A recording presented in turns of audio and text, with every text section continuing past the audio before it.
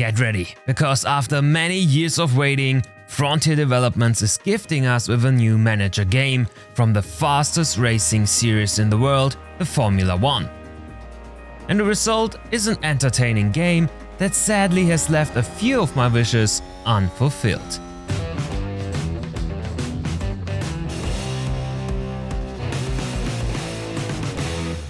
Welcome back to OverTake.gg. My name is Champion Joe, and F1 Manager 2022 must be one of the most anticipated racing games of the year.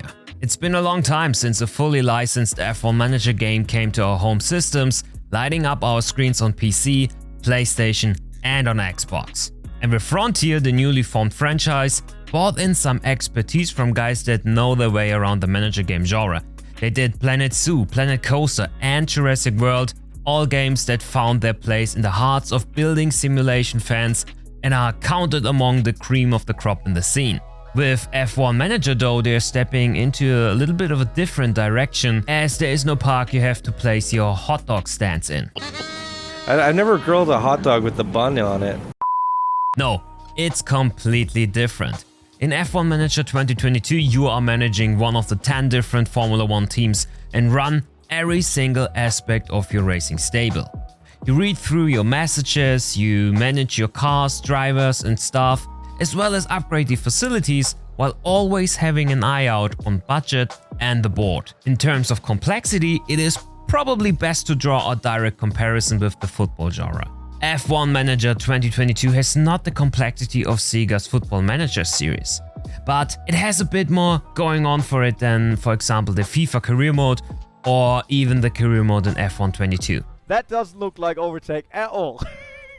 Overall, I would say F1 Manager 2022 shouldn't overwhelm players too much without missing out on the complexity. There's a lot of stuff to do and to keep an eye out, but it never gets to the point where you miss on something that will bite you back later in your save. Or at least that's my first impression on it. However, there were 2 things I would have liked seen a little bit more comprehensive. The driver scouting in particular is really the bare minimum that is acceptable for me.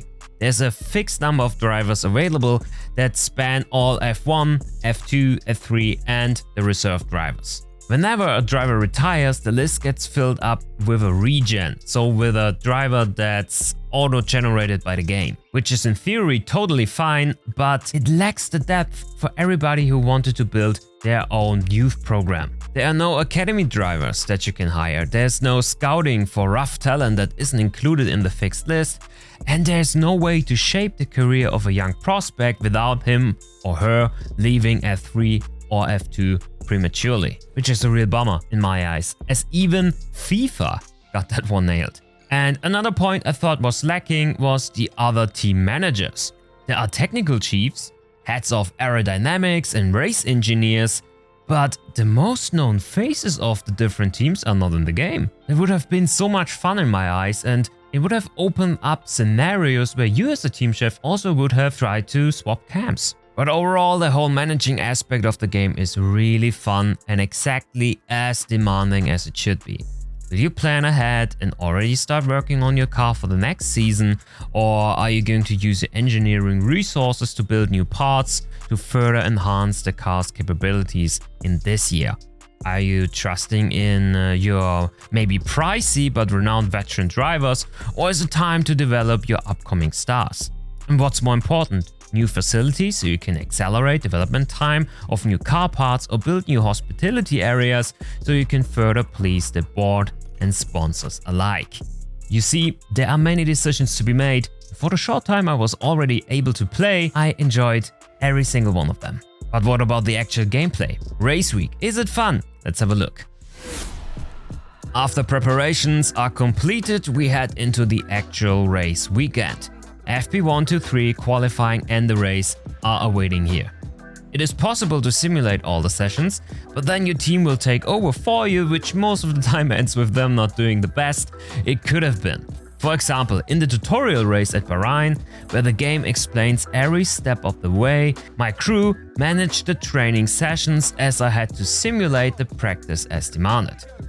And this was the result. Both drivers did enough laps to acclimate with the track fully, but with the race setup, Pierre as well as Yuki still seemed to struggle a bit. And let me tell you, the setup is really important so that your drivers can extract their full potential in the qualifying and the race. I have seen Yuki beat Pierre on the same test run just because he was already confident in his setup while Pierre was still struggling.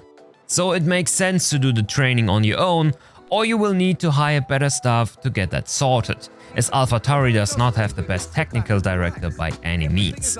Building a setup is pretty straightforward, as you are getting feedback from the drivers where they would like to have the different categories set. And you then just need to adjust the sliders until the best compromise is found. No setup knowledge necessary, just send out your drivers again and gather more data. And you can't imagine how it feels like when the original voice says to you, let me keep this one. that makes you so happy, I guarantee it. Overall, let's talk briefly about the presentation and graphics. Everything in the game is fully licensed, which is half of the fun. The communication between the engineers and the drivers is like you know it from TV. The character models, they look awesome and super realistic for a manager type game, and the graphics are more than spectacular. Of course, you can't accept it to look like a AAA F1 22, as much of the great look comes from shallow depth of field effects and post-processing filters that enhance the visuals, for example in this podcam on track. But being able to hear and see F1 like you would on television makes for a lot of fun and beams you right into an official race weekend. But let's move on to the race. How does the managing part on track look like? Typical for managing type games, you are not actually driving the cars yourself. Your responsibility lies within finding the right strategy and giving your driver a few crucial instructions during the race. The big three adjustable areas are the driving style, the fuel consumption and the ERS. Each of those points must be kept in mind during the race and are crucial to your driver's pace. The driving style determines how aggressively your driver tries to drive.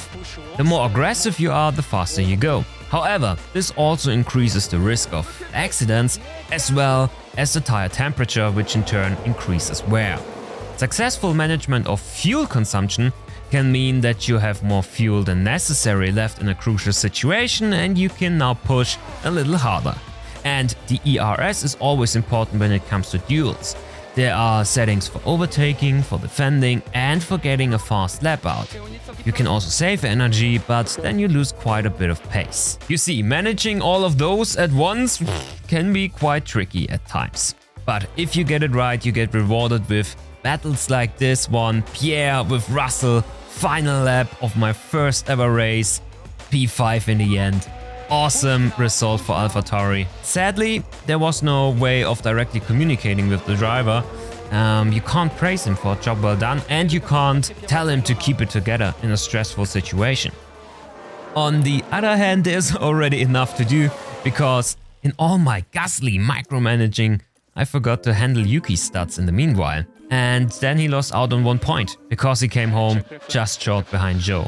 You win some, you lose some, I guess. But I think actually this is the biggest strong suit of the game, creating unforgettable moments. Imagine this, you are fine-tuning the setup to perfection for both drivers, which is why Pierre and Yuki are on top of the sheet in FP3, but then this happens. Watch the Mercedes here.